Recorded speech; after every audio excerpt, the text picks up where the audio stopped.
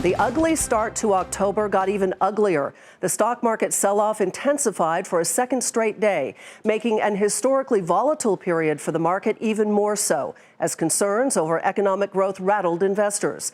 The Dow Jones Industrial Average dropped about 500 points. Some of the reasons are familiar, but some are new, and we'll explore all of them tonight. But first, the closing numbers. The Dow was down 494 points to close just above 26,000. The Nasdaq was off 123, and the S&P 500 slid 52. Now, today's losses add to yesterday's decline, obviously. In the past 2 days, the Dow has lost more than 800 points.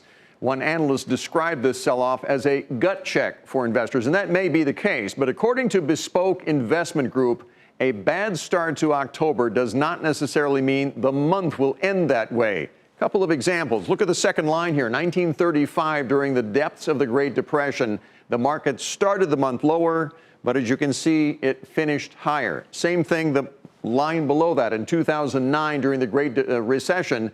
And by the way, the market finished higher for the quarter in both of those years as well. We'll see what happens. As for today's action, Bob Pisani starts us off tonight from the New York Stock Exchange.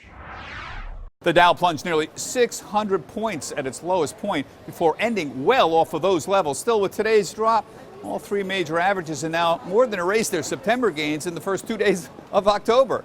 October, of course, is infamous for being a scary and volatile month for the stock market. But keep in mind, during pre-election years, the S&P has been flat in October, going all the way back to 1950. Right now, the markets are still grappling with concerns over the prospects of a recession. Following yesterday's weak manufacturing data, the Dow broke below key technical support levels today, but managed to hold above 26,000. And since the concerns were centered around growth, once again, we saw cyclical names falter. So industrial names, Boeing, Caterpillar, materials like Dow, oil names like Chevron, retailers and transport stocks, all weaker. Banks were also under pressure because bond yields continued to sink today. So this all boils down to what side of the recession debate you're on for 2020. Weak manufacturing isn't going to send the economy down by itself, but a weaker consumer might. And remember, the U.S. consumer is the engine of global growth, but there's really not much of a sign of a consumer slowdown yet. For an early warning sign, watch the big consumer stocks that have done well this year. The Costco's, the Home Depot's, Starbucks, Nike, McDonald's.